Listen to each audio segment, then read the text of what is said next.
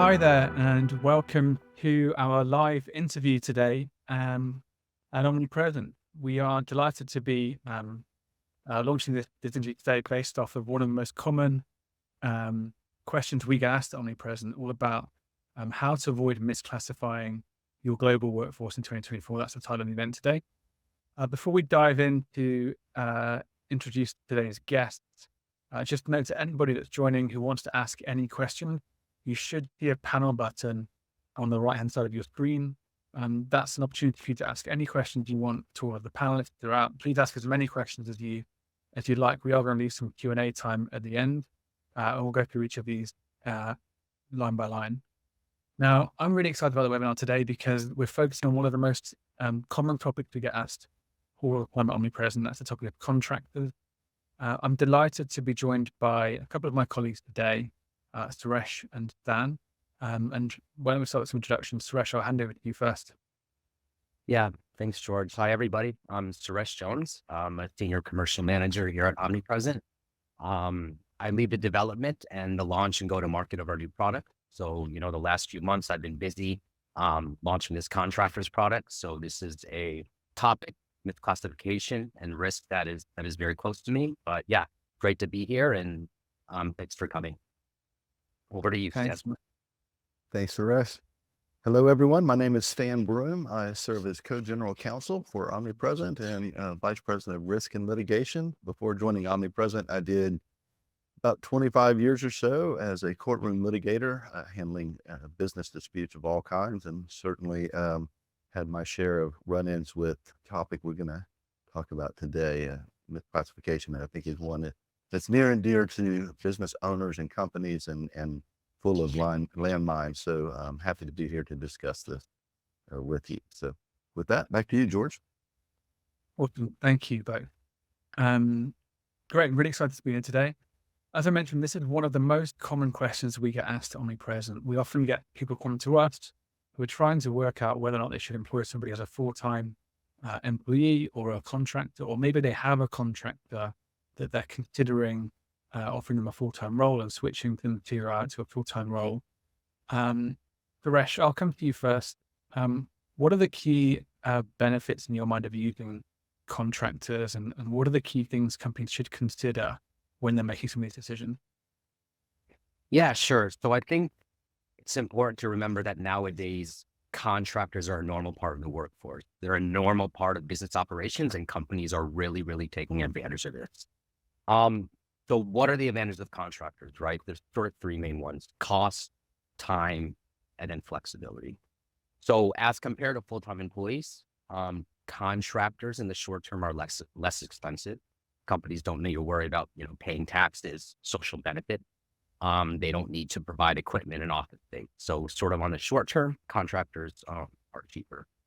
They're quick to onboard, and they're easier to offboard, right? They're easier to terminate. They have a contract. And then flexibility, right? You can flex contractor workforce up and down to meet your business need. And you can also get access to, top-notch talent.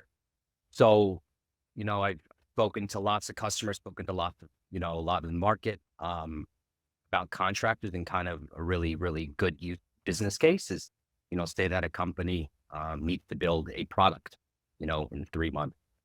This product will require a certain engineering skill set, engineering skills, and hiring this as a full-time employee, this could take 3 months, right? Just to fill that role.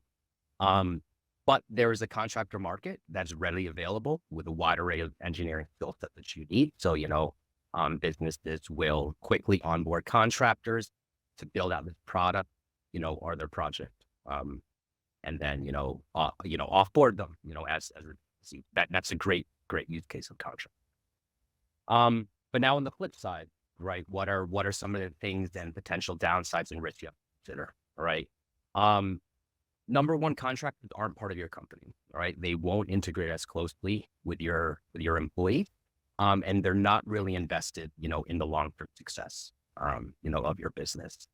And while the cost benefit are important in the beginning, they may decrease over time, right? That kind of ties into, the investment of the contractor. And then lastly, sort of the reason that we're here to talk about is, it's complex, right? There is compliance issues, there's worker rights issues, especially with taxes, worker classification and compliance, and that's a big thing that you really need to consider. So yeah, sort of the pros and cons of using. Thanks, Suresh. That's a really helpful summary to get going with. Stan, perhaps it's a good time to bring the line. Suresh has called out some of the compliance issues and areas of maybe consider. How are you seeing different countries around the world approach this in different ways? I think the first thing you want to look at and to know about this topic when you're looking at it from a legal compliance point of view is that this area, like many in the law, but especially in this area, is very much sort of like a pendulum. Government swing back and forth, and the two ends of this continuum are protecting workers, the employees, and being pro-business. And that pendulum swings back and forth over time. So how do you manage a legal analysis, especially when you're looking at global issues in misclassification? And the simplest way to do that is to look for trends. And I'm happy to tell you that there's a definite trend going on right now across governments. Really, we're seeing this globally. And unfortunately for business, that trend is definitely going towards the workers' side. So what does this mean? This means that governments are taking legislative steps and regulators are taking steps to make sure that contractors who are not really contractors, but look more like employees, are given the protections that you would normally find only given to employees. And this can have quite a repercussion on your business. So it's important to look at this. And I'll give you just a few examples of how this trend is moving. So in the United States, just a few years ago, we would just sort of look at a control issue. So who has the most control over the worker's schedule, time, salary, things like that. That moved to what we call an economic reality test, which really sort of drove down on, okay, just because you can write a good job description, and what's really happening on the ground with that. And that was a little more pro-worker. And now just this last year, we were waiting for these regs to come out from the Department of Labor, and they've just landed, and people are still sort of trying to figure out what this is going to mean for their individual business. But from a trend perspective, they moved from that economic reality test, and the Department of Labor said they're still keeping that test, but they added on top of it a totality of the circumstances test. And I wish we had more time. You could do an entire webinar, George, on those 6 new factors. But I think for our purposes today, if you just get the idea that governments are definitely swinging towards coming after businesses who misclassify their workers. In the UK, the point of emphasis has really been around tax collection, making sure that, as we all know, employees have their taxes withheld and the employer is responsible for paying those taxes, but not true with the contractor. The contractor is responsible for paying those taxes. So you can see that this area would be ripe for a lot of tax fraud, and that's where the UK is focusing their regulatory influence. But there's one more trend that's very interesting to me, and it's worth noting here. Don't know how this is going to play out, but a future trend we can see in things like Prop 22 in California, where the California legislators decided to go ahead and allow gig workers to be named as contractors, but for the very first time, at least in the United States, required that the employer still give the contractor some of the traditional benefits that you would see only given to employees. And this trend in Spain, a similar situation is going on with their new riders law, where they classify delivery drivers as employees for the purposes of securing their Social Security benefit. So if you take all this away and you take the minutia, which I would love to talk about if we had more time, George, but I think for the purposes of this call, just know that governments are doing more and more to make sure that workers are protected, not abused, and they get the benefits that you would normally see, such as overtime, minimum wage, Social Security, those kinds of things that employers are burdened with whenever they decide to hire a true employee. That's really interesting. So it sounds like the general pendulum is swaying more towards the workers than business, across lots of different countries. You mentioned a few there. I'm curious though. So what would you expect, given your background over 25 years in law, what would you expect a company to typically be penalized with if they do get caught misclassifying employees as contractors? Right.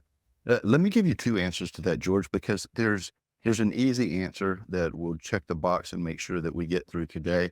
But there's also some hidden costs. So there's some upfront costs that you could read the statute and see what that's going to be.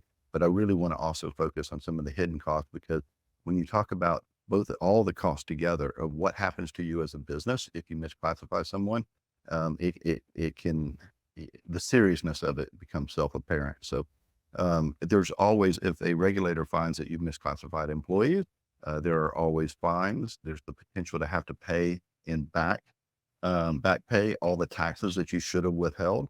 You might have to contribute to a Social Security or workers' compensation program that you did not think that you would have to, because you thought you had a contractor and not an employee. And but it gets worse. You could also have an employee who claims that not only was I not a contractor, I was an employee, but I should have been paid overtime all this time. And the statute of limitations is unclear and moving in a lot of jurisdictions on that. You could have to go back even several years and fight over whether you did or did not owe overtime to somebody that you thought was a contractor. So those are sort of the upfront, what you expect cost if you were doing a risk analysis on if you misclassify an employee. But there are other costs too. As soon as the allegation is made, the first thing you'll probably do as a business is either internally or externally retain counsel. That's expensive, whether you're using up your own resources with your internal legal department or you're hiring outside counsel. These kinds of things can get very expensive. So you may even find yourself in a situation where, okay, we can manage the risk of $1,000 fines, let's say, or we can manage the risk of paying back taxes. We would have had to pay those taxes anyway. But you also, when you do a risk analysis and risk assessment, you have to think of those soft costs and more difficult to calculate costs, such as legal expenses to defend yourself in court. And then there's the even softer cost of your company's reputation. These types of cases tend to make headlines because if you have a large company with a large number of misclassified workers, politicians and legislators love to get in front of cameras and talk about how they're protecting workers. So you can have a reputation cost there too. So when we're thinking about the seriousness and importance of this topic, just going through that laundry list makes it very self-apparent that this can be a big deal to your business and impact your bottom line quickly. Got it. So just to summarize, generally we're seeing local legislature sway more towards protecting employees than business. The cost of getting falling foul of this can be quite significant and bigger than you expect, and include hard and soft costs. But also, I guess the final piece here is like, how often, or like, how do these things get triggered? Because I'm guessing, if you're a UK company hiring somebody in Spain, quite unlikely that the Spanish authority will knock on your door and say, "Hey, you've got a contractor in Spain." That's right. Yeah, we have to keep this in perspective. So the regulators are not just going, for the most part, there are some jurisdictions that are put more of an emphasis on investigation than others. But for the most part, regulators are not just going down a phone book list and investigating every single company for whether they do or do not have misclassified employees. There are predictable times in a business life cycle, though, where this comes up. And two of those that maybe we'll have time to talk about three of them, but the two that come to mind are in any kind of due diligence process. So if your company is looking to IPO, if you're looking to go through a merger, some sort of acquisition, the first thing that happens, of course, is a team of bankers and lawyers usually, and accountants will do their due diligence. And if they find, let's just give the example that your company is being acquired by another company and there's a lot of excitement, or perhaps you're going through an IPO, there's a lot of excitement about this new opportunity and what it can mean for your company. And then you get into the due diligence. And if the acquiring company or the regulators handling the IPO start looking down your list of workers and they see a big chunk of contractors, that's going to be a red flag. and they're going to immediately want to know if you've done the analysis to make sure that these are contractors and are, or were they misclassified and they should be employees.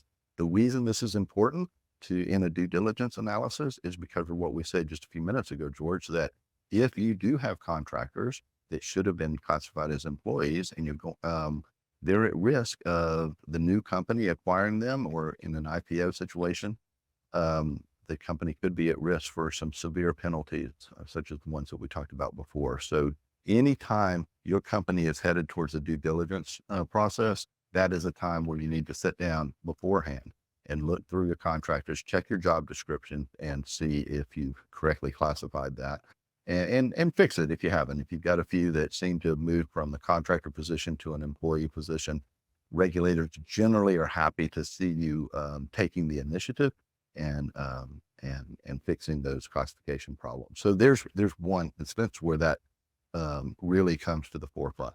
Another time, and the most typical way that this gets raised to regulators, are with disgruntled workers.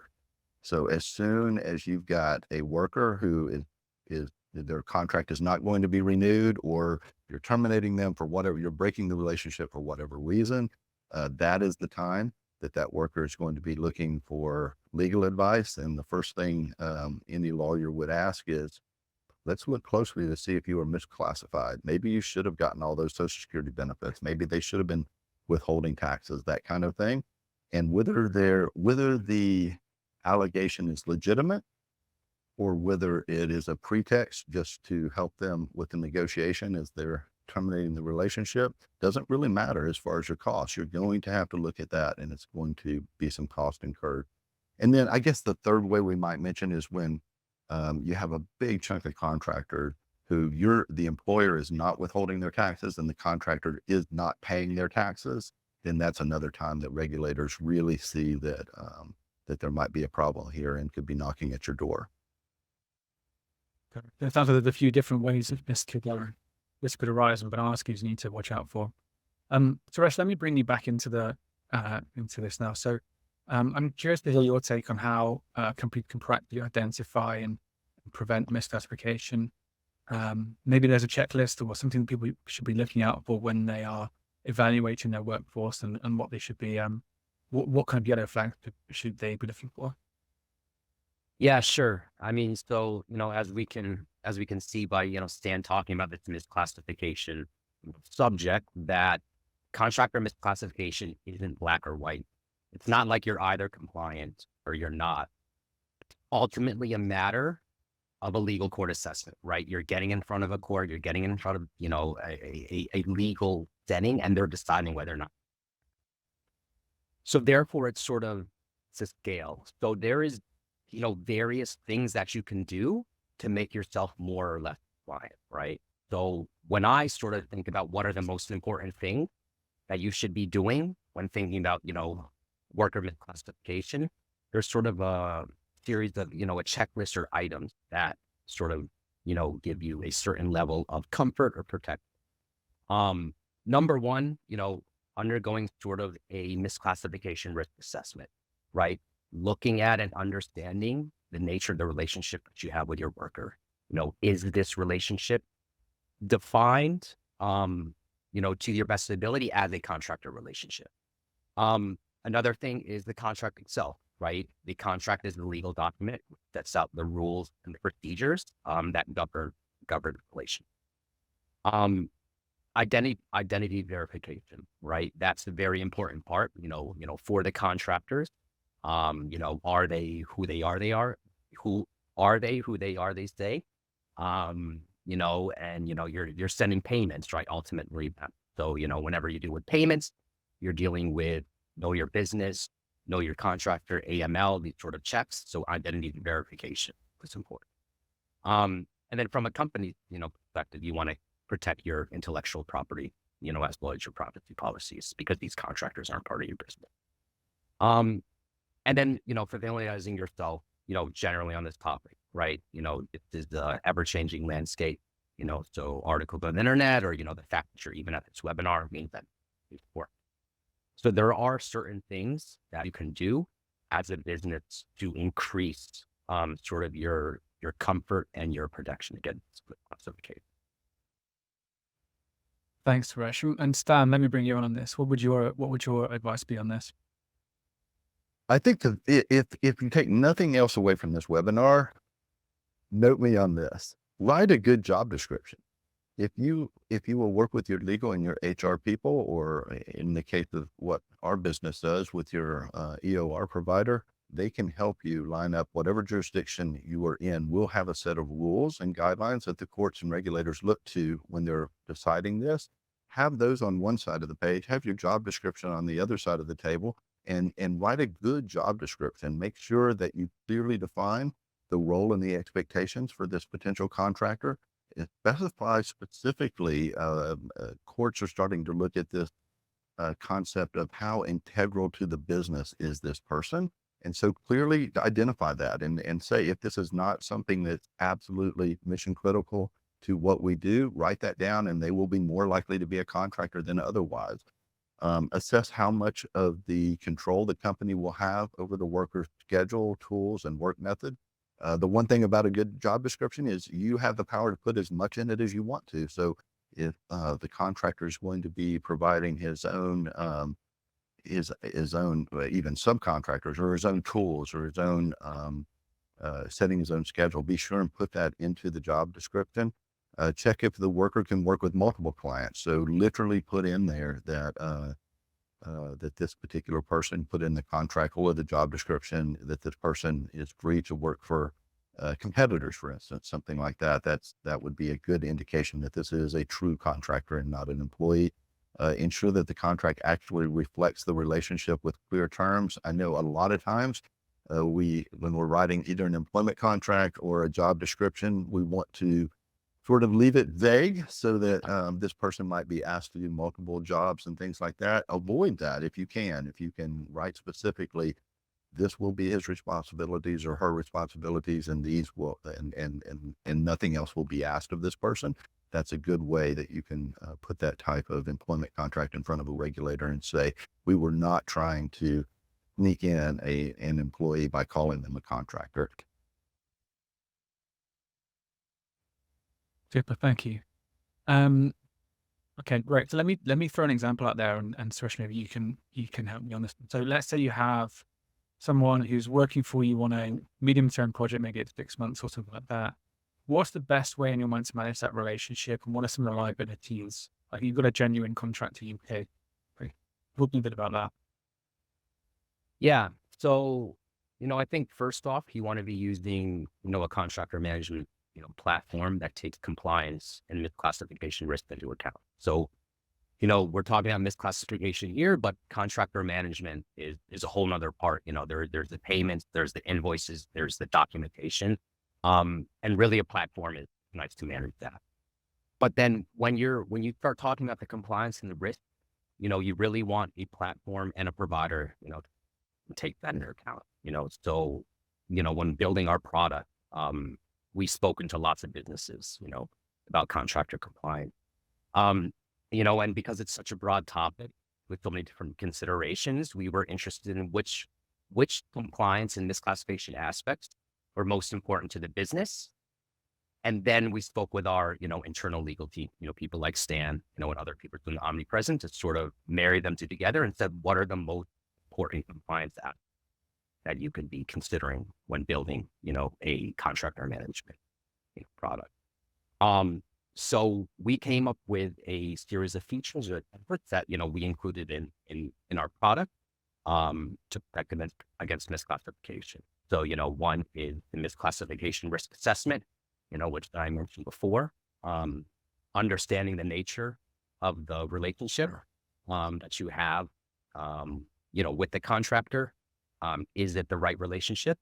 Compliant employment contracts. So, this is something that we are providing, right? So, you want a compliant contract in there to lay things out properly, in the eyes of law as best as possible. Identity verification. That's very important, talking about payments, there's anti-money laundering, KYC, KYB, that needs to go through. So, properly verifying businesses and contractors is an important part, of the platform.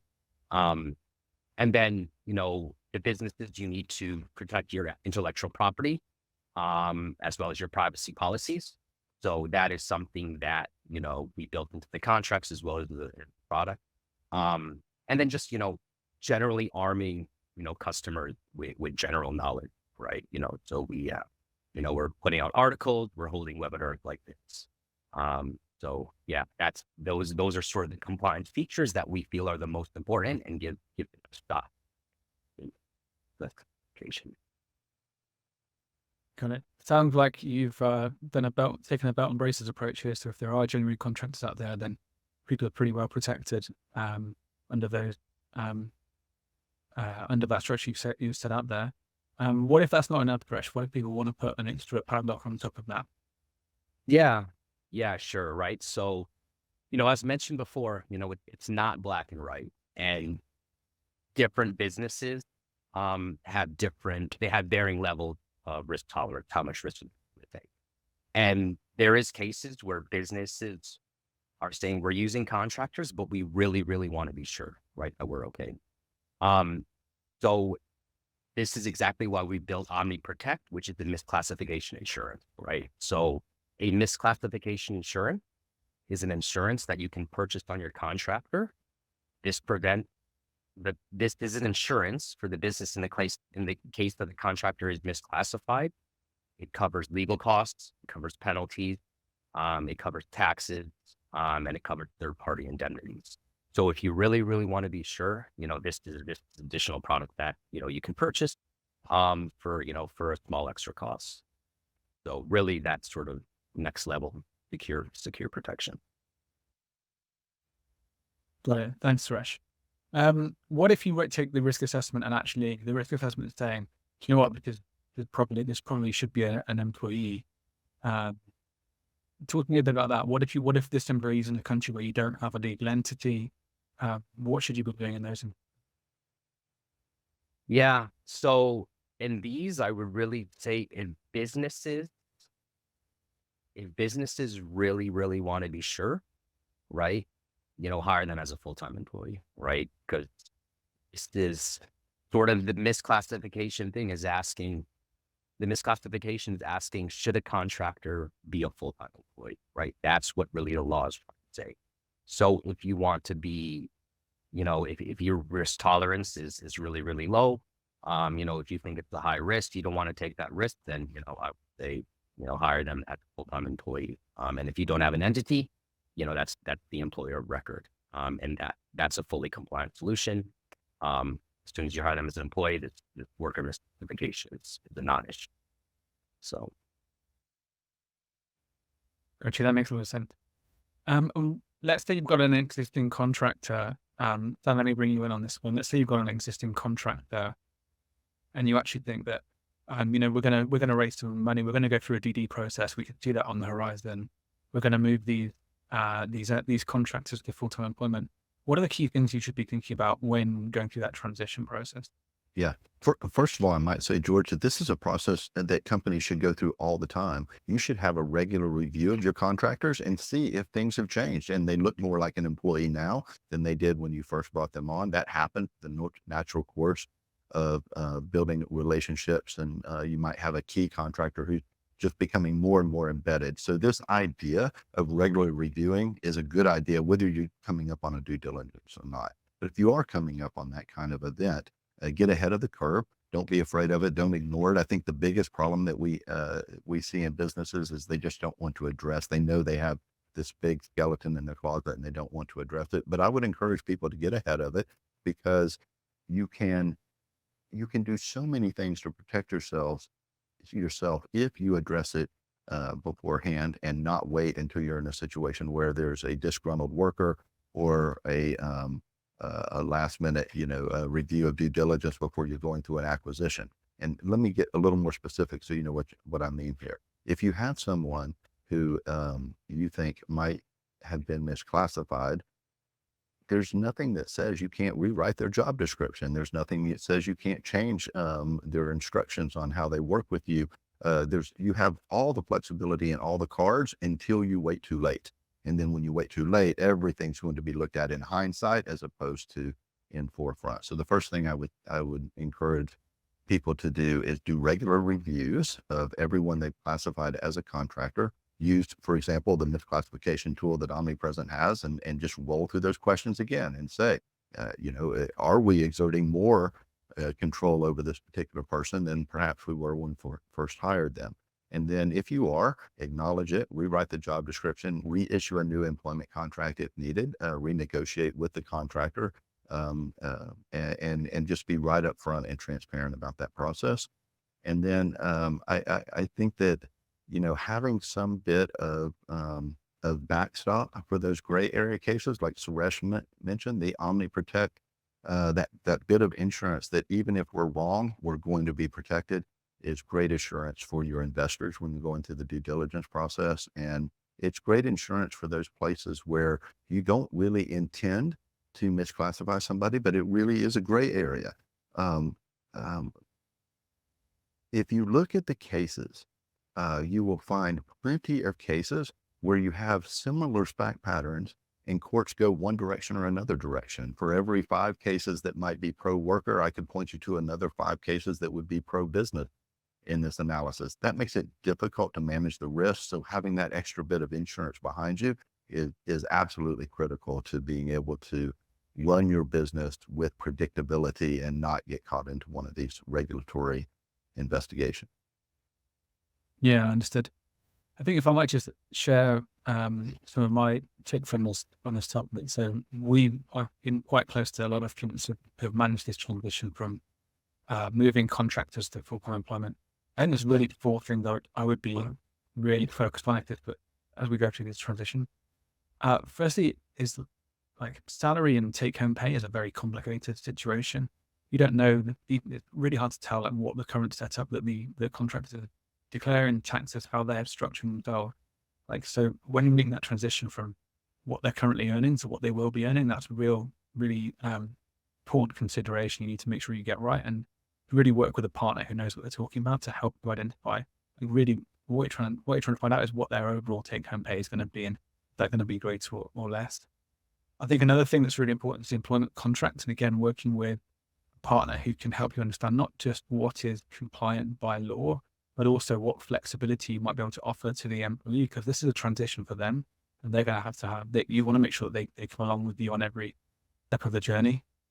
Third is having like a human-led approach to this, and making sure you've got a team of people who are going to discuss things with people, rather than just having like an automated contract that goes out that then is fixed and doesn't, can't be discussed. I think having like a human-led approach, that is really important. And the last thing I think here is benefit. Don't forget, like when you're moving from a contractor to a full-time employment relationship, you get statutory benefits. You might also want to start offering supplementary benefits. So again, having some expertise on hand to help you and the employee navigate those situations, I think is a crucial part, and that can really determine the successful failure of these transitions that I've done. Anything that either of you would add here, Suresh? Anything you would add on that summary? Yeah. And, as you're thinking about going, contractor, to full-time in that transition, right? While, this is a common case, that we deal with, quite frequently, but it's important to remember that this is case by case, right? This is, every case is a little bit different. And yes, while it's important to have a platform and a product and manage that, you really want sort of expertise in the background. You want experience. You want to have people that have done this before, to kind of partner with you, on it, because you can't just press the button, in the product and boom, they convert, right? There's a lot of things to consider, and they can be, quite nuanced. So that's important, when speaking to providers and, thinking about this transition effort. Yeah, absolutely. Stan, anything you would add to that transition process? Yeah, I think I would just add that it's a great way to I hope that in pointing out the downside of misclassification, that we also don't forget about the upside of having contractors on your in your business. It is a fantastic way to jump into a new jurisdiction, a new country that you haven't worked in before. It's a fantastic way to hire some contractors and then 6 months, 12 months, if it looks like things are working well, you want to integrate them as full-time employees. That is a natural transition that the law understands and recognizes, and your intent will not be questioned if over time they become more and more integral to your business. The use of contractors is also a great way to step into the global workforce. So if you've operated a business for a substantial amount of time domestically and you want to put your toe in the water of hiring globally, I can't think of a better way to do it than to hire a contractor. And another place that contractors are absolutely critical and always will be critical is in that role of helping you knock that one tough project that's been a real blocker out. So you can quickly come on to a platform such as ours, have an employment contract ready to go that you know is going to be jurisdictionally compliant, help with that job description drafting, and get them working on that project very quickly. And as an example, let's say you're a software company and there's this one bit of the coding that's really been a blocker to your expansion. You can hire a few contractors, quickly get them onboarded, get that code project done. At the end of it, if you've hired, let's say, 3 contractors to work on that, and you really liked this one person who was showing lots of skill and seemed to integrate well with your other employees, in the relationship with 2 of the contractors, and pull that other contractor on as a full-time employee. It's a great way to sort of low risk step into new areas or find some really, really talented individuals. Yeah, I couldn't agree more, Stan. So I fully aligned with what you're saying there. When he worked with regions together to round up a bit. So we've talked a lot about employment model flexibility between full-time employees and employer of record and contractor. That was my local train going past it. It lasted some time today. Well, but I think it's really important that you've got everybody's different, every situation is different, every country is different, every employee and their role is different. So it feels like you need a range of different options, but quite crucially, you need some experts to help you through some of these situations, because there can be quite hefty penalties, but also can be some huge advantages in this topic, right? Suresh, keen to get your thoughts on this. Yeah, sure. So kind of going through that transition. I guess. Sorry, Jordan. What exactly was the question about? What? I was trying to draw a few of these points together. I guess. So the question I was trying to really get to was actually a bit about the platform and how some of these features might be best brought together under one roof. And what in terms of when you built the platform, what are the key considerations you've been looking at when you've been designing and building that? Yeah. So, just sort of to go back to standpoint, right? Contractors are a great use case. They're very important in today's business world. So I think you just have to, accept that and welcome that contractors are going to be part of businesses and employment. So you want a platform that caters to that and really help you onboard and manage your contract. Because we're talking about misclassification, but you have to pay them, you have to manage them. There's some documents that. But then, so a lot of that can be built in sort of a product pack. Then, behind the scenes, right, you have these more right? So you have misclassification, compliance, you have misclassification insurance, and these things are not so easy to productize. So how do you kind of, combine these, I would say, sort of human and non-human parts, into a product? And that's sort of the challenge, as well as the excitement, in building a product. And, that I would like to say that, at our Omnipresent, we did that well, by building some sort of things that you can productize, and also bringing in the expertise, right? So, adding the help articles, adding employment contracts, adding a misclassification branch, right? This is more of the human touch. And that kind of brings everything together into something that you can package up and say to businesses, all right, this is really useful for you and is going to help you save money. It's going to help you save time, and it's going to. Yep. I think it's also very helpful to the way that you put together this, Suresh, so that if you come onto the platform, you can go to the misclassification tool, and without a lot of experience in this area, you can click through some um, some quick questions and help you decide, is this person a contractor or employee? If it is a contractor, you get shot over to that side, and instantly you get an employment contract that is compliant in whatever jurisdiction you're looking at. If you get to the end of the misclassification tool and you find that this is going to be risky, this may very well not be a contractor, this looks more like an employee, you just shoot over to that side of the platform. And so in one space, you can manage both your employees and your contractors and get some guidance along the way as to which one you should choose. I think another thing too, the misclassification tool to me is the absolute key to it. Maybe I have a legal bias, of course, so maybe that's why I look at it that way.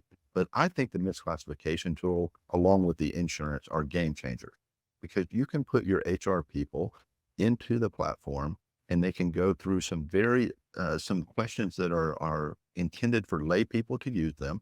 And it just says, will this worker be doing X? Will this worker be maintaining his own schedule? Will this worker be required to work certain hours? And by the time you get through that misclassification tool, it becomes very self-evident of whether you probably have a contractor or maybe you just need to bite the bullet and bring on a full-fledged employee. And the misclassification tool can also work this way. It can help you in deciding who you hire. So if you put a hypothetical through the misclassification tool and it doesn't work, you can say, okay, what can we change about this person that we're going to bring on so that they will be a contractor? And that's another, I think it's just really, really helpful. And then finally, just one more pitch about the insurance thing is, as lawyers, we give the best advice we can, but can I predict the future and know exactly, whether the regulator that happens to get assigned to your case is going to be a little more aggressive or a little less aggressive? I don't know the answer to that. So if you just know that you've got this peace of mind with the Omniprotect standing behind you, that if anything does go wrong, that it's not going to cost your business any money. I think it's just it's a game changer. I think it will be a game changer for a lot of businesses. 100%. Great. Well, look, I'm going to come to final remarks in just a moment. But before I do, I want to check. Here's a question we have come through in the chat. And that's very much a Stan Broome question. Get ready for this one. Question from Lucas: in which jurisdictions do you see the highest risk due to authority practice and/or potential consequences of misclassification? Is there a difference between common law and civil law jurisdictions? That is a great question. So George, just tell me and just stop me if I pontificate on this too long, because Lucas, you've hit on 2 or 3 really, really key things, and let me try to hit all of them and just encourage you that if you want to talk further about this, reach out to me. I think that there'll be some way that people could contact us after this, George. So if I don't completely answer your question, let's chat some more, because there's a lot to your question. So just taking the first part, in which jurisdictions do you see the highest risk? Without giving you the lawyer answer of it depends, I will say that if you are, let's say that you're in the United States, it varies drastically between which state you're in. So if you are in a state that historically is more worker friendly and worker protective, such as California, New York, Massachusetts, some places like that, you're going to see local legislation on the ground that is more worker friendly, and penalties are higher for misclassification. If you're in states, Texas, Arizona, New Mexico, Mississippi, Alabama, you're going to see less protections for workers. But as we get broader and we look at this from a global impact, Germany is always going to be very protective of their workers, as is Spain and Italy. Very high risk there, not just on misclassification, but when someone is categorized as an employee, you're going to really run into some high cost at the end of that relationship, no matter how they're terminated. If it's outside of resignation, I mean, any sort of termination is going to be a risky thing. So we actually keep list of every single country, what their rules, what their laws are, and I can go into specifics with you, Lucas, if you have, or someone from our team can. If you have specific places where you're thinking about hiring, we can absolutely say what our experiences have been in that country. And then, is there a difference between common law and civil law jurisdictions? I love this question so much because I actually went to a law school that, even though it was in the United States, it was based in civil law, which is highly unusual, but yet there was obviously a common law element. And I'm licensed in 2 states. One is a civil law state and the other is a common law jurisdiction. So I would have to say that your first part of your question probably hits as a practical matter on more of the things that you want to know, which countries, not necessarily common law versus civil law. Every country, no matter whether it's common law or civil law, is interested in a few things that hit on this. They're interested in, first and foremost, collecting their taxes. And so it doesn't really matter if you're in a common law or civil law jurisdiction for that. That policy is still going to be the same and followed closely by making sure workers are not abused. So I don't know that I've really thought deeply about whether common law or civil law would lead to a tighter misclassification, but I can tell you that all governments are worried about this to some degree, but your question is absolutely on point. The first part of your question, that some countries, the enforcement arm is, they're putting a bigger emphasis on enforcement now than in other places. And as I said at the beginning, just to be clear, that in every country across the globe, we see a trend more towards protecting workers, which means that businesses have a higher risk of being held accountable for misclassification. Brilliant. Thank you, Dan. So I want to prompt you a bit both on like slightly more general questions with finished. So I think all 3 of us have been present for a little while now. So what I'd love to do is get your reflections and your learning. Suresh, having been here for quite a long time, and in span after having been in law for so many years, and then finding the help Omnipresent, key takeaways that you've had since you joined Omnipresent. I'm happy to go first and share some of my key reflections. I've been here for almost 2 years now. The biggest thing for me is that I kind of alluded to this earlier. Every situation, every employee is different, and when you're navigating these situations with every country being different as well, the most important thing in my mind is to over-communicate to the client, over-communicate with the employee, make sure everything is not just written down in an email at once, but also you also speak to people, you also have calls, you also have genuine dialogue, and you have that 2-way interaction.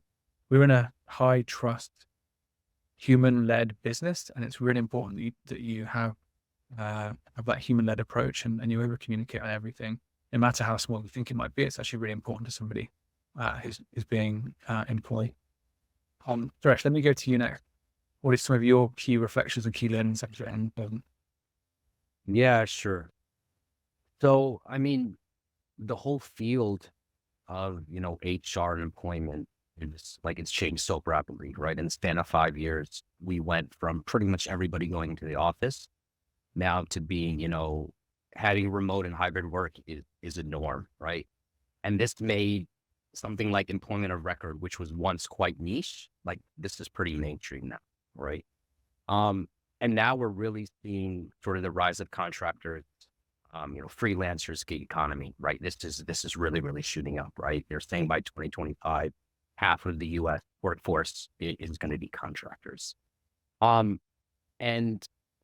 that makes things complex because on top of that, operating and running businesses is becoming more and more, right? And regulation is always playing. So as a business, right, usually most businesses, your core function is not HR employment. It's something else, right? You're making your money somewhere else. But your employees and the way you employ is such a critical part of your business, but it's something that you're really not going to have expertise in, right?